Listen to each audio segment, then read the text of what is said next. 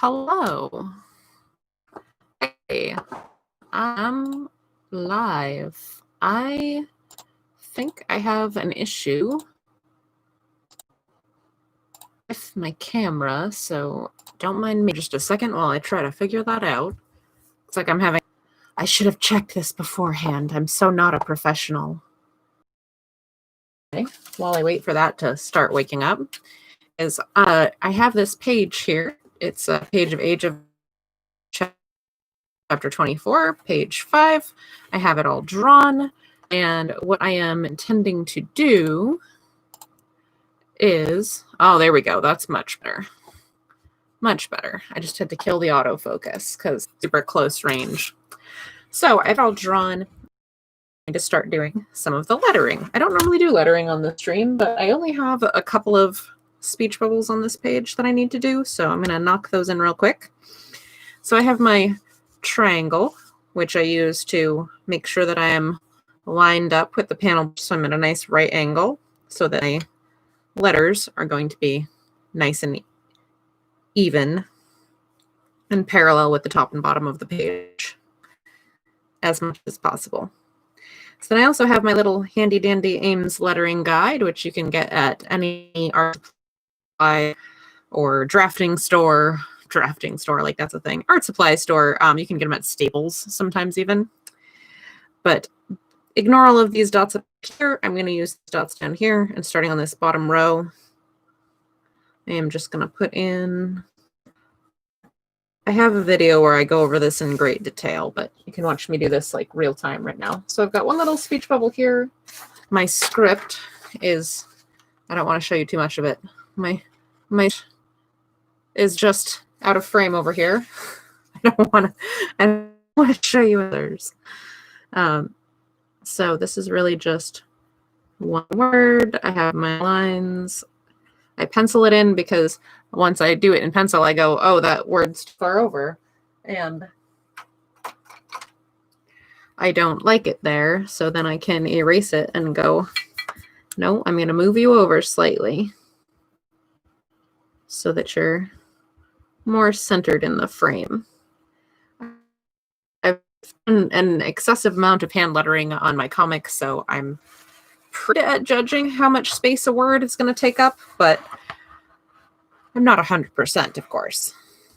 All right, this is a little tricky down here. I have a big open panel, so there's no like side or anything to line up to. So I think I'm going to flip this around and just line up to the edge of the page. That's going to be the best I'm going to be able to manage. We'll do that. And scoot down a little bit more.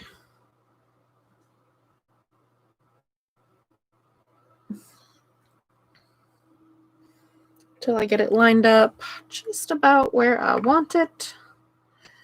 All right, and now I'll put my lines, the speech balloon from this little speech bubble from this little inset panel, and the big open panel is kind of hanging out. I'm going to kind of clip this edge here is the plan. All right, glancing at my script.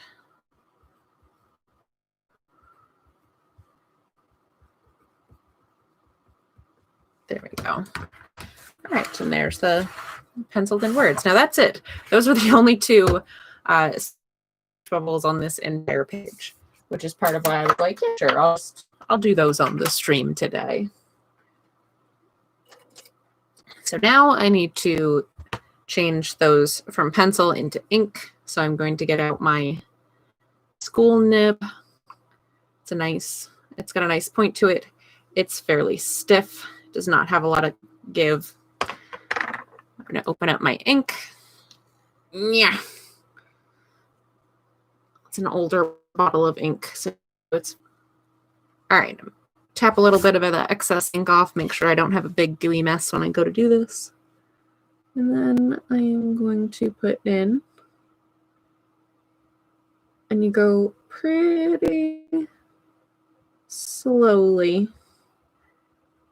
when lettering, because you're doing like each individual part of each letter separately to make sure that everything stays nice and neat.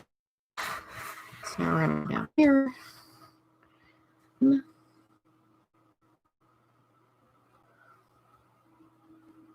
Whoop, running low. Get a little more ink.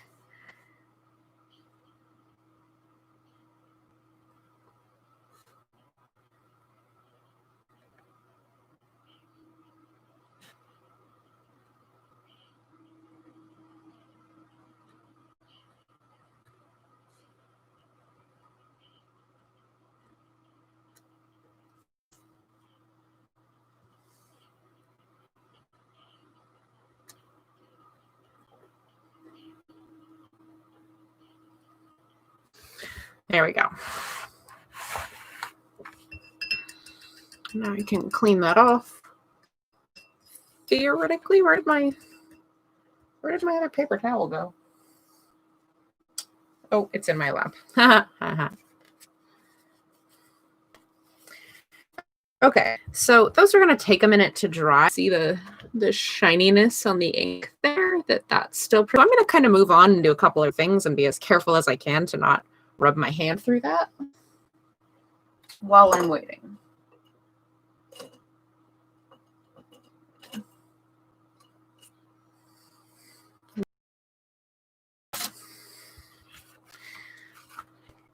Work on some of the other stuff on this page whilst I wait for that to dry so that I'm not just sitting here on the stream. I just had to dig around for my other pen because, of course, I didn't have it right at hand. It was still in my tool cup. All right.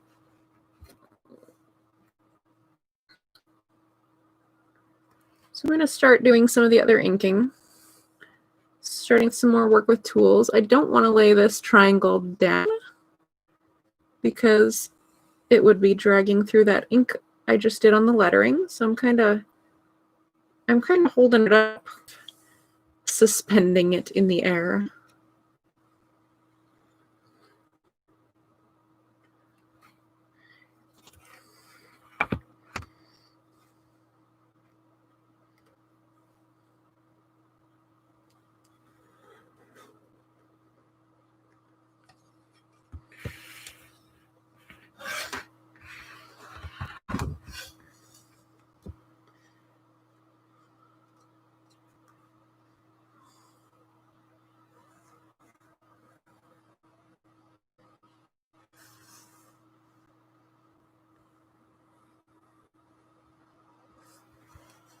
All right, getting all these nice parallel lines on here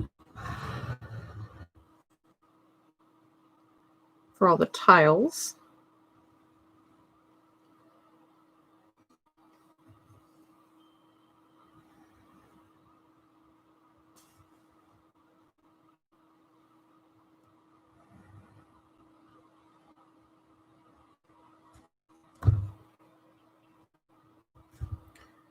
And the bottoms of the windows.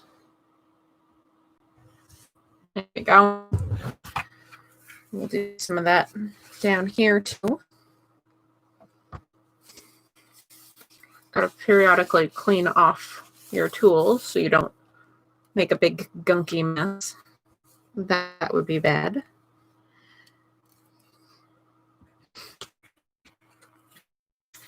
We'll go ahead and do the vertical lines here.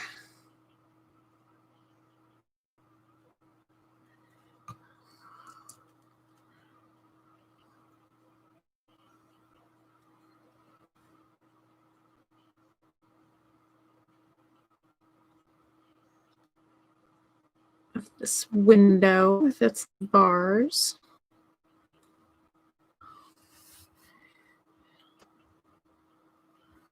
Whoops, I'm out of frame. Hold on, let me scoot back on up in there. Scoot, scoot, scoot. There we go.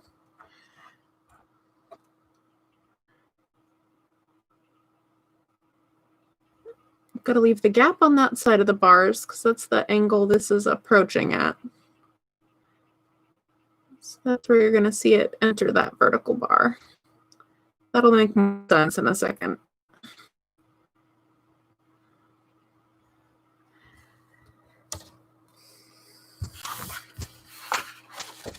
Whoop. All right. So let me see.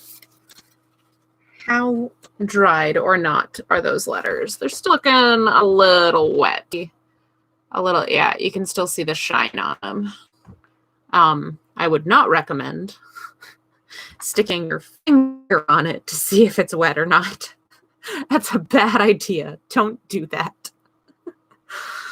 I officially not recommend that. So the only problem is I don't really want to do any of the inking because right now I just have a word floating in the middle of nowhere.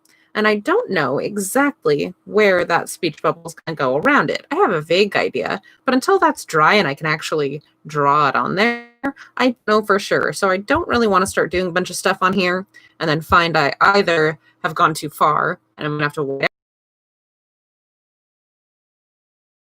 crosses over the line, or that I gave it too much room and then have to go in and do like some obnoxious patching.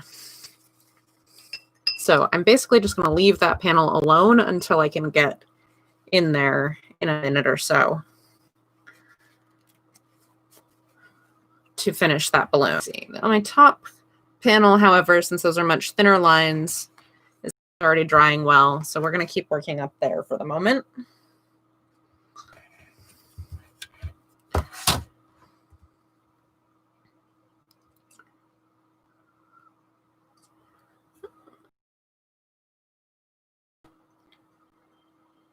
We'll do some of these vertical lines.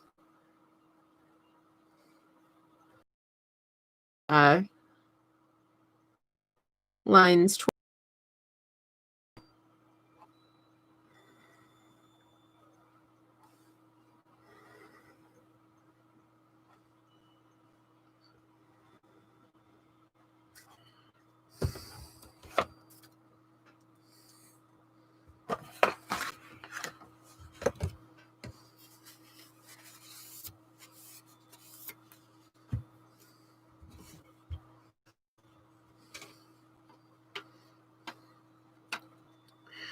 But I did not. Oh well.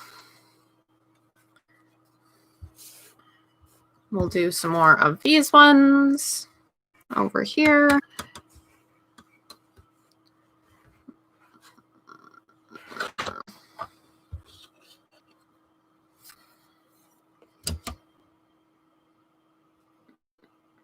Okay, so this is what I was talking about with those bars, is that because of the perspective of this particular image, this particular panel, where they are running into these bars is on this side. So you can see where they intersect with the bars, but then the far side of them is a solid line. I hope that makes more sense now, why I did that the way I did.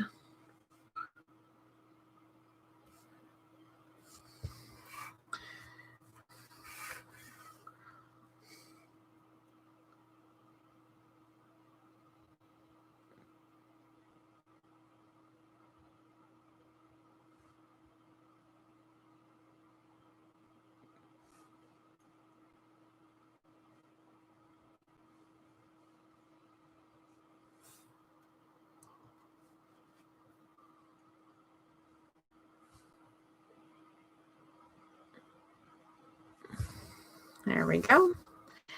And this, work on some of these lines for the favors.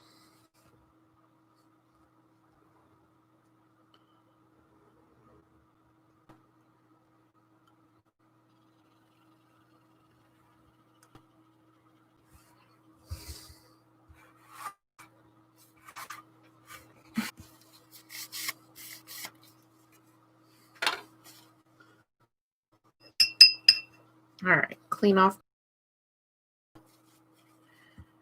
All right, at this point, I think I'm going to very carefully, I'm now going to take my ellipse template and I'm going to put a speech bubble around that word. That one looks like it's a little bit excessive still. I'll say that one looks pretty good. That looks just about right. So we're going to go ahead and put that down. I'm going to do it in pencil first because I still need to draw in where I want that tail to go. So I figured that out. Then I'm going to take my felt tip pen, because these little templates do not have a nice channels in them like the triangles and the French curves do. So if you tried to use a nib pen with this, you're going to have a bad time. So get that. Lift that very carefully out of the way here. And then I just, unless it's an especially long tail, I usually just freehand it. If it's a really long tail, I'll use a French curve. But most of the time, I just freehand them. All right, so now we move down to this one, and oh, I smudged it. At some point when I was messing around further up the page, I smudged that wet N and made a god-awful mess. So that is going to have to get rectified in the cleanup stage. But it's annoying because that's a lot of extra work to have to clean that up and then touch up the lettering. That's obnoxious. All right, I'd say that's a pretty good fit because I want to make sure that I cover enough of that corner so that it looks intentional. Put that there. Place my tail.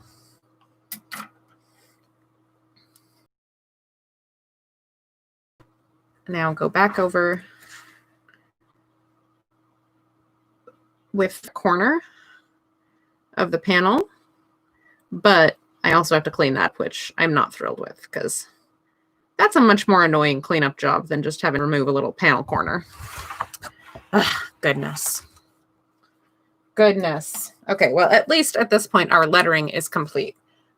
Later on, I'll go back with an eraser and get rid of those guidelines, get rid of the lines from the lettering guide and from where I drew in the speech balloon, my pencil first off, but I don't eraser right now, and there's even the tiniest bit of wet ink still on there. That's going to make this situation look like nothing.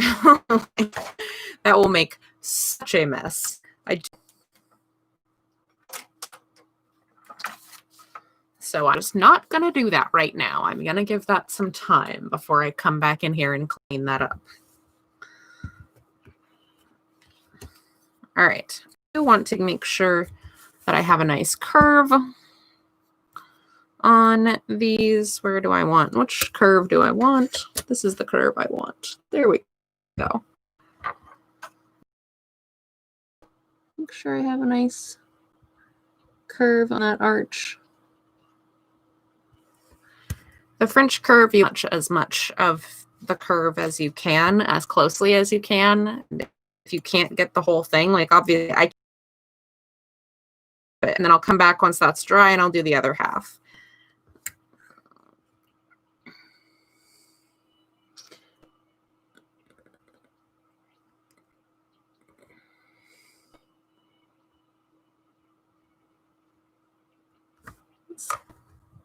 There we go.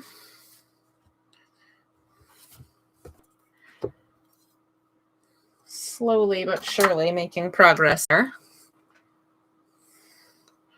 This technical stage always takes a while, as you have to like make a line, wait for it to dry before you move on, make another line, wait for it to dry, etc.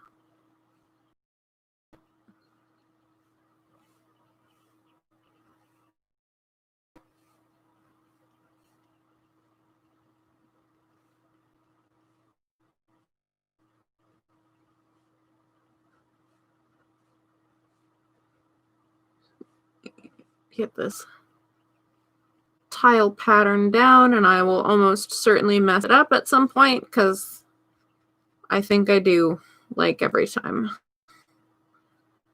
Like every time I manage to mess this up somewhere along the way. I wonder if I already have.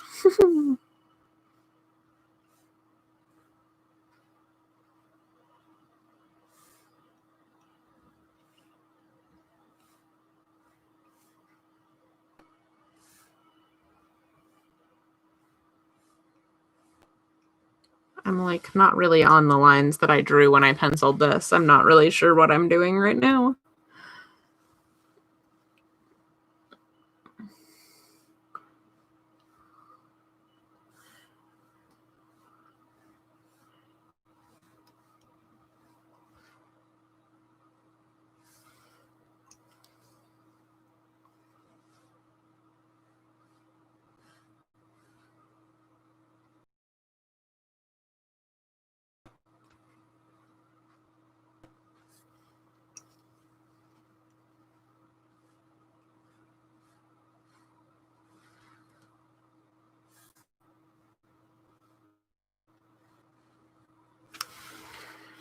Okay, getting there, and slightly more confident that my pattern isn't a complete disaster now. Ah!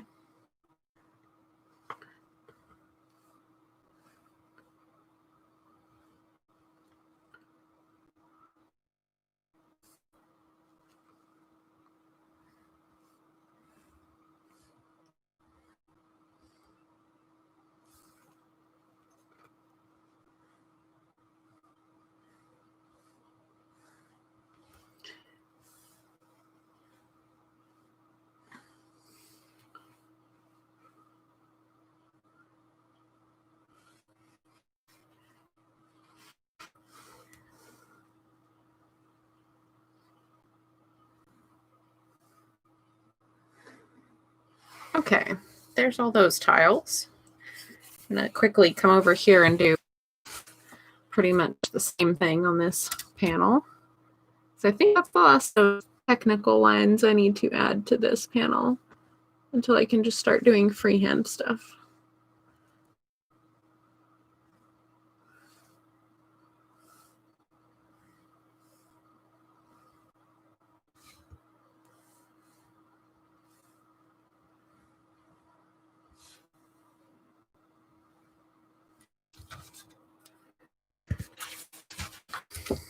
Okay. Oh my gosh. I forgot to turn the noises off on my phone. Normally I've turned that off like ages ago by now. How did this happen? Okay.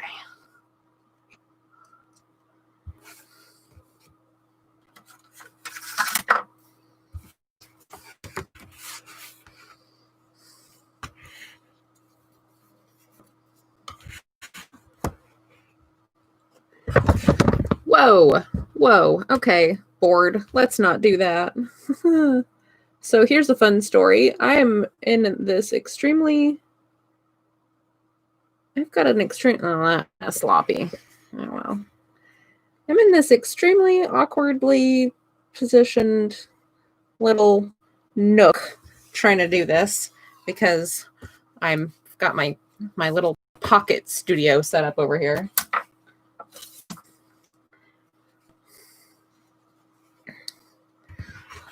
And everything is, we're going to call it less than ideal. I think that would be my setup is less than ideal. I think that's the diplomatic way to say it as of right now, because I'm crammed in the corner of my bedroom. And so when I do these streams, I'm like very precariously set up. I'm going to try not to knock over my ink and water all over my page. That would be great.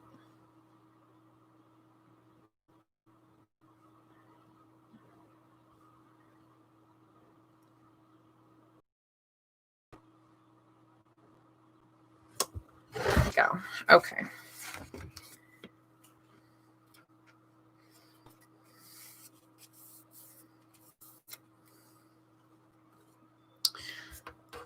So I think I'm going to start in just a moment here. I'm going to do just a couple more tech ones on this panel now that I have my word balloon there.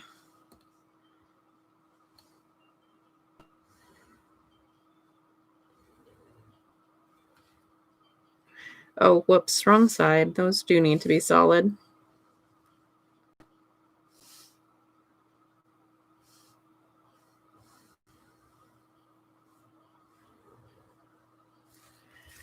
Whoops, I'm almost... Oh, no! No, no, no, no, no, no. Oh, no. I'm having terrible luck with smudgies. Look what I just made. Oh, really? Really? Come on, Amanda. What are you doing? Having a rough go of it tonight. There's a prime example of things that can go wrong. Just smeared a bunch of ink all over the place. And while, yes, it's not the end of the world because whiteout does exist, it sucks.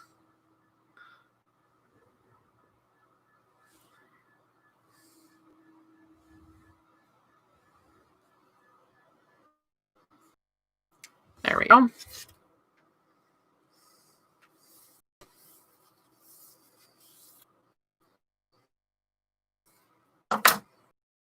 That right there was a great object lesson as to why as soon as you are done making a stroke with one of those tech tools, you need to lift it clean away. Not that I was really hoping to provide such an example, but here we are. So now I'm going to start freehanding some texture and shading onto these buildings. Where are we for time? We're about halfway through. It's been about 30 minutes. I usually run these for about an hour, because at the end of an hour, I need to get up and stretch. You need to get up and stretch. We should all take a drink of water. This is Art Mom telling you. Please make sure to get up and stretch, take a drink of water. Eat something if you haven't in a few hours. You know, like a banana or something.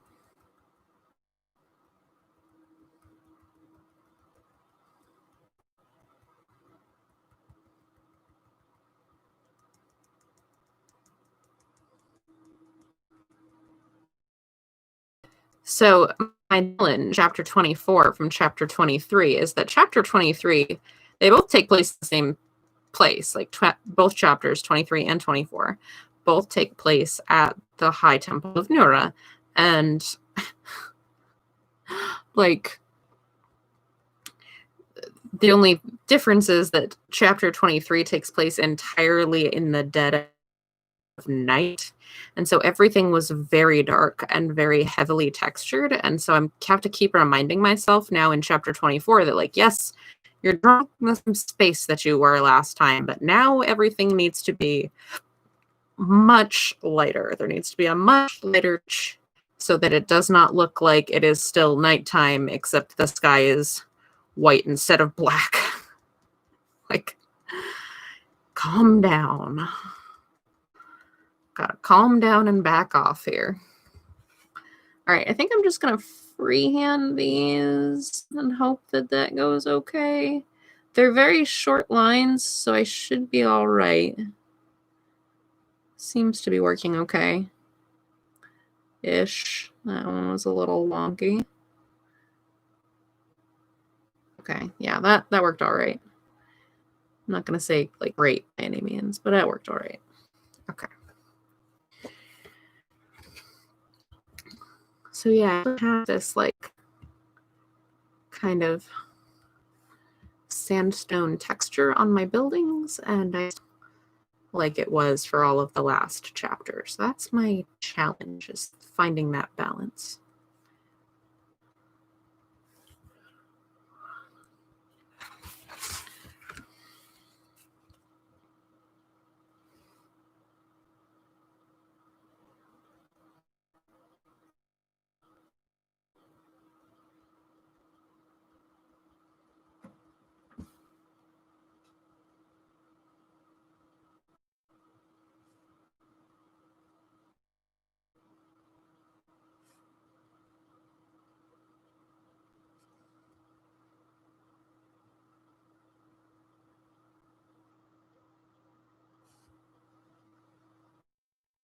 Getting some of these lines for shading and depth.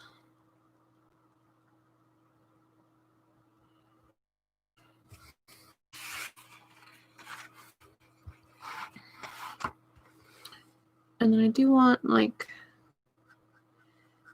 a little bit more at the bottom built up.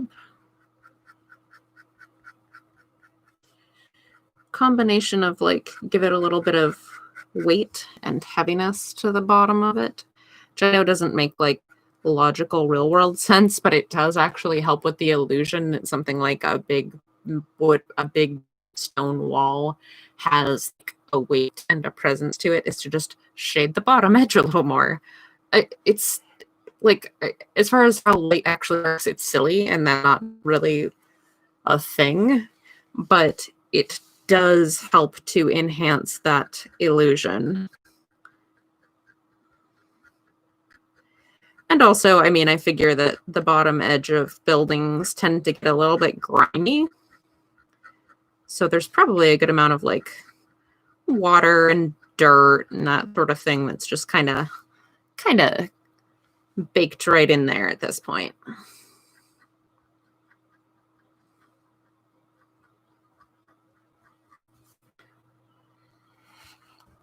All right, well, when I'm doing a large area like this where I'm going to want a handful of, in this case, just a handful, but any amount of parallel hatching lines, I kind of draw myself a few guidelines periodically so that my hatching lines don't slowly go from being perpendicular to the edge of the page to scooting their way, slowly listing their way out of perpendicular.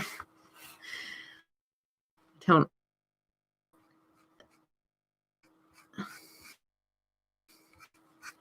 And again, I'm going to try to keep this light. I'm only going to do like a handful of very light lines in between each of these guidelines,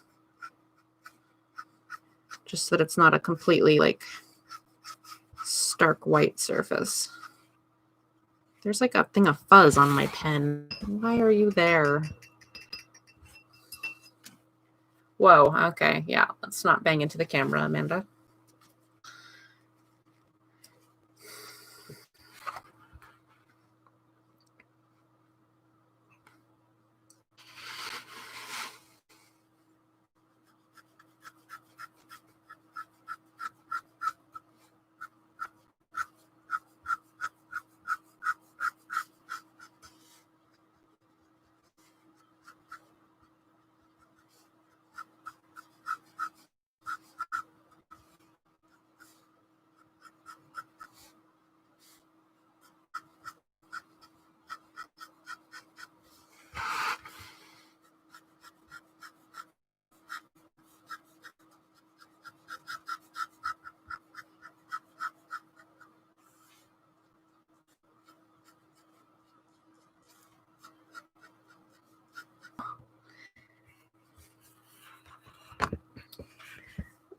What do I have going on here? I have some unfinished business over on this wall. So I didn't get these in. We'll go ahead and do those real quick. And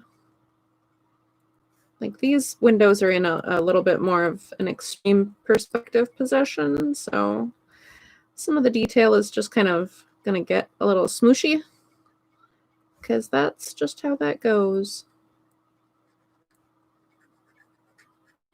Because, you know, if you're looking at like the side of a building, but you're practically leaning up against it, you can't really make out a lot of the details. Everything gets compressed. So it's kind of what we're representing there.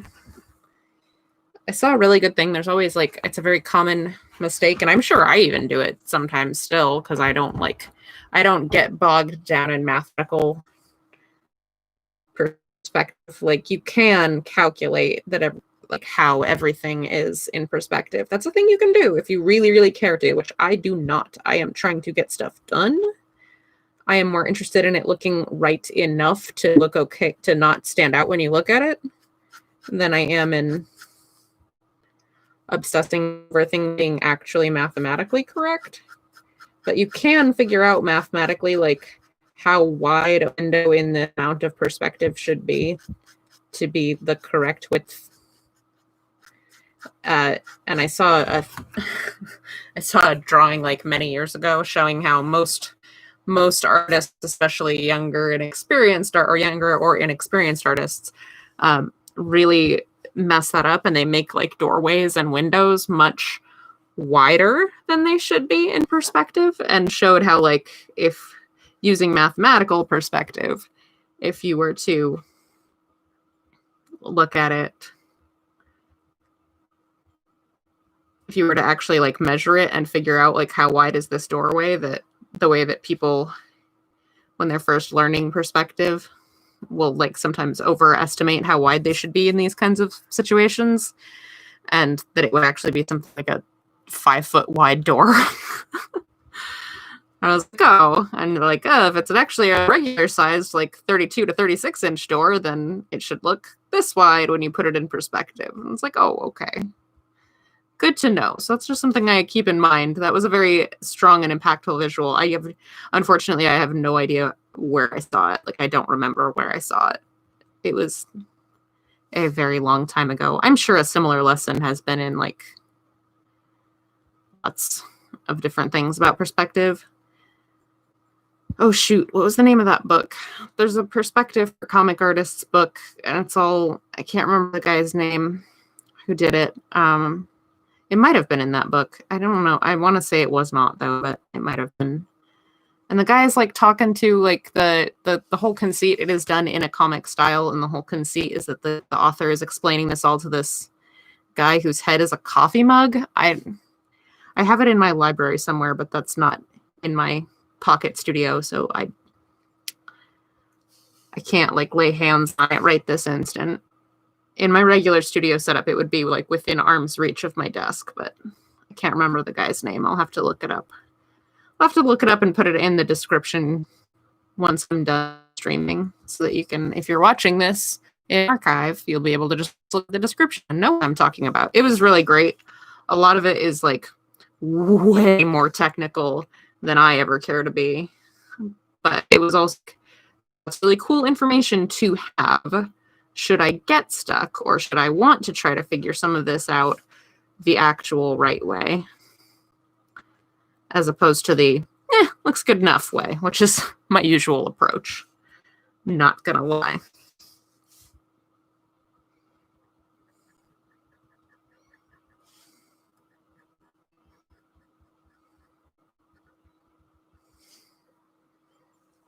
Okay. Wen is small enough here. I do normally do my figures in brush, but she's a small enough figure right here that I think just doing her nib is fine. Part of why I do my figures in brush is that it makes them stand out against the backgrounds. It kind of makes them like the line weight quality difference around them helps to pull them away from the background. But when a figure is this far away, they essentially are just part of the scenery. And if your composition isn't pointing them out to the viewer, then your composition's bad. I say this as someone who very frequently makes bad compositions in some of my panels. It's one of my favorite games, going back through old comics and playing, what was I thinking?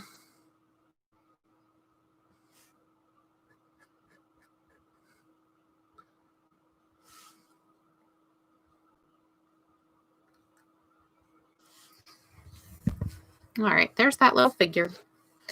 So the only brushwork I'll have to come back and do is to fill in these like spot blacks in the doorway. I'm going to do a quick little texture on the pavers here, and that will be for this top panel. One panel down and 5 to go on this page. She's not even actually being done with the one panel.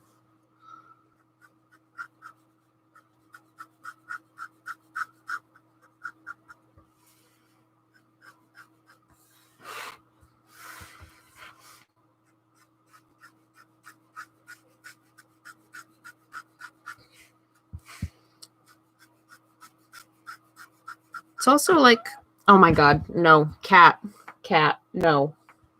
My cat just jumped on the back of my chair. And now he's nosing my elbow. No thank you. Now is not the time.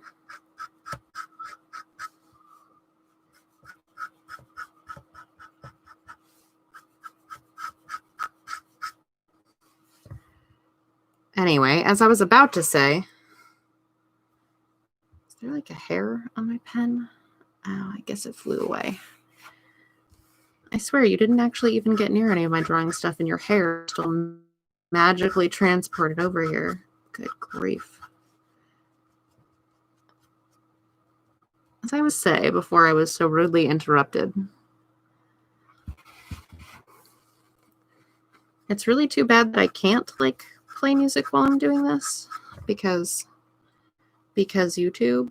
I guess I could technically like just have the YouTube audio library like just playing on loop in the background while I'm doing this. I like to listen to music while I'm working, and it helps to fill in the dead space when I'm zoning out on whatever I'm working on and not talking, or if we're having a lull in the comments like this evening. Help fill up the space a little bit. But fun fact for those of you who don't know, I can't just play any old music because YouTube will take it down for being something I do not have copyright to, which, fair. I mean, I get it. I totally understand. It's just also kind of sucks. Like, I suppose I could maybe use the audio library. I'd have to check the terms of service for that. I don't know how that works. Make a playlist of it. I don't know if I'd be allowed to do that, honestly. I'll have to check the terms, see what it says. Or you could play like classical music, something that's in the public domain, but that's it. I do have a fair amount of classical music. Maybe I'll make myself a classical music playlist so that we can jam out to some Mozart or something while I'm doing this.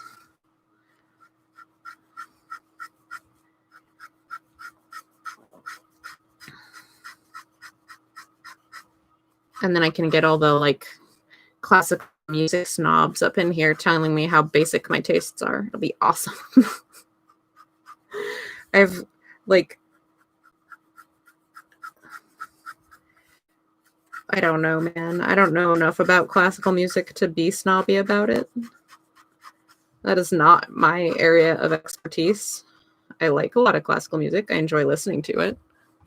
I don't know very much about it.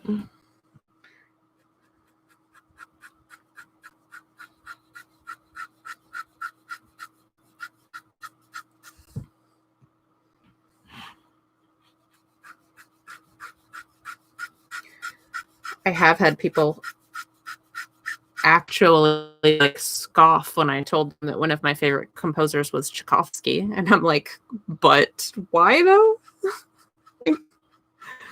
God, just be happy I have a favorite composer. Jeez, how many people in the United States couldn't even name one classical composer? Holy cow. Get over yourself.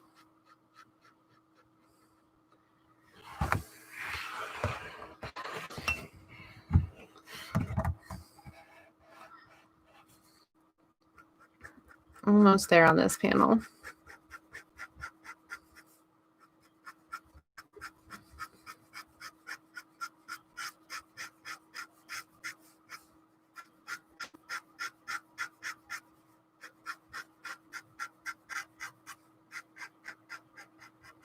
There we go. All right.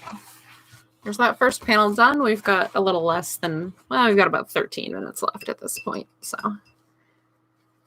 let's see how far we managed to get. I think I'm going to go ahead and do the rest of the text stuff on that panel real quick before I do some more freehand, because it's got to get done.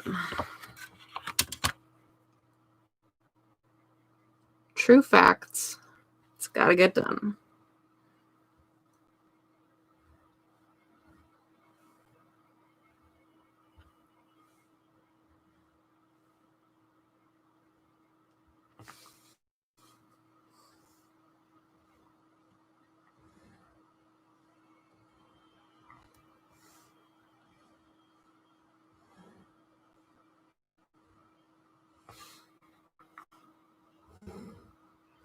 Whoops. And I have sunk out of frame again. 1 second. There we go.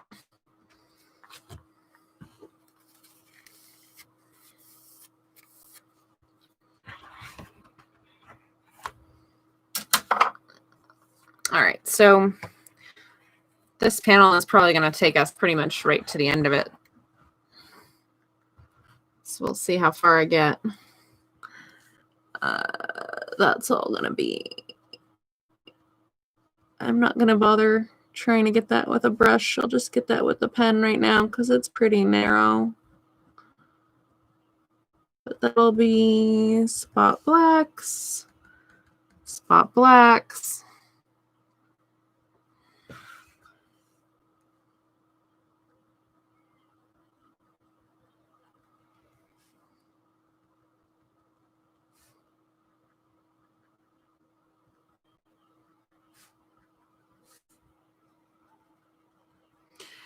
Oh, all of that aside about music while streaming was also to talk about the fact that I am actually listening to music. I have headphones on, just because if I seriously sat here in silence for like an hour, it would drive me nuts. Or I would totally zone out. I would just go completely silent on you as my brain just went elsewhere. I'm gonna get these sandstone texture dots in. So what I am listening to tonight on my headphones, it helps to not listen to something with words if I'm going to be talking.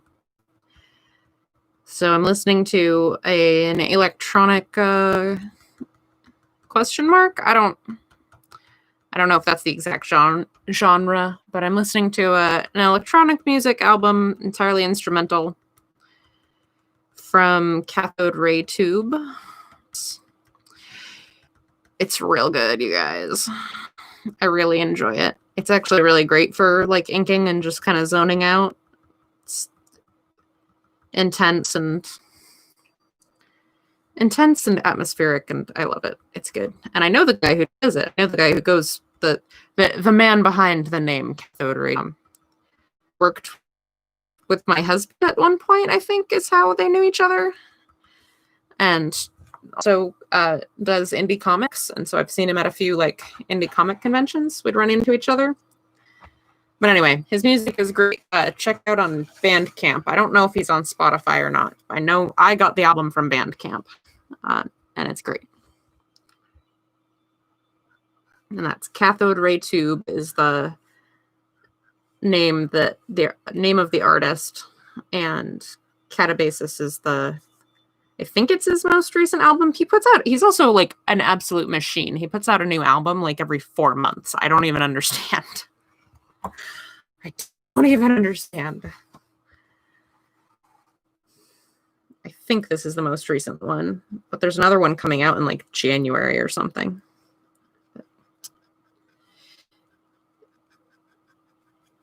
Highly recommend. I downloaded a few of his albums recently from Bandcamp, and I really enjoy them.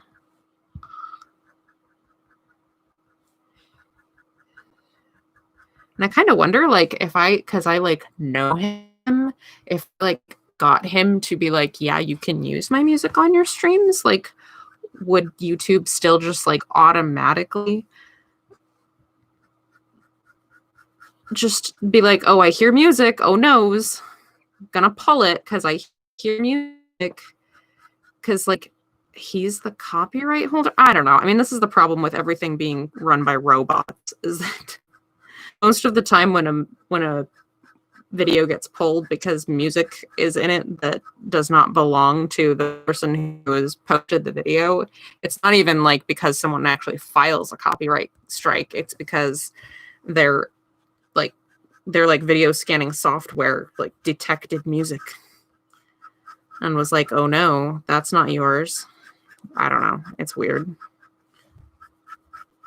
And at the same time, somehow people's like reposts of famous bands' music can have like hundreds of thousands of views and stay up. I don't know. But artists consistently get in trouble for having music just playing in the background while they're streaming their artwork. I cannot fathom it. I cannot understand what It's not that I don't understand the rule. I just don't understand the erratic application of the rule. Like, I don't understand the erratic enforcement and how it seems to really screw over artists and like nobody else.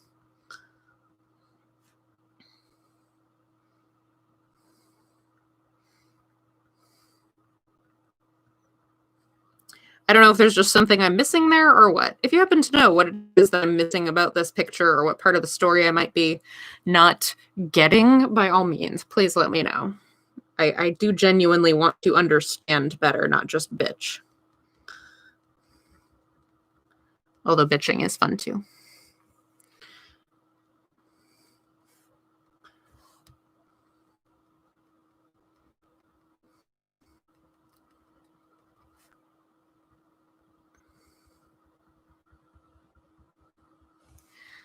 Okay.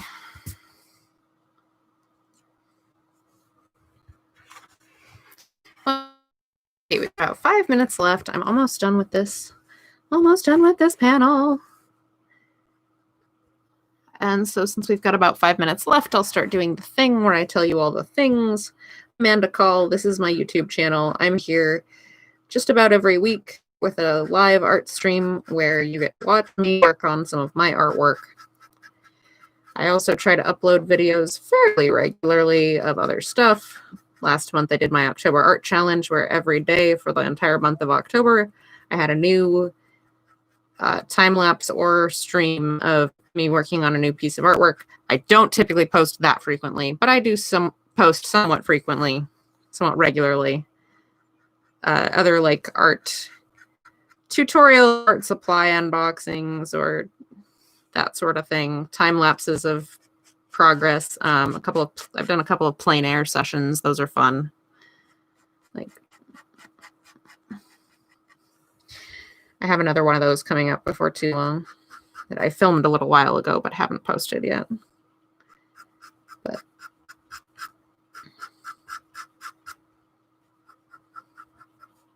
the comic that I'm working on here is Age of Night. It's my fantasy comic on IGHT.com.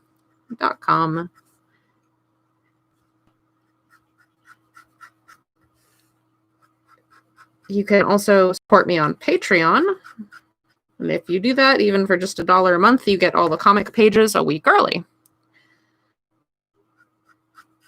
So Patreon is always a week ahead of what's getting published publicly online.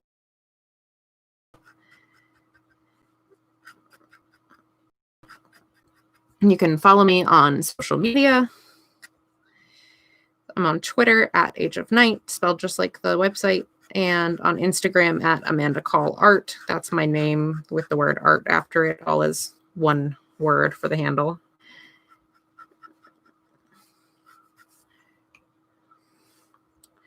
So yeah, I think that's pretty much it right at the moment. Make sure you like this video and subscribe to the channel so that you can catch me when I do these live streams or upload new videos. So that's the deal. That's what's going on right now. No events coming up because everything is canceled forever.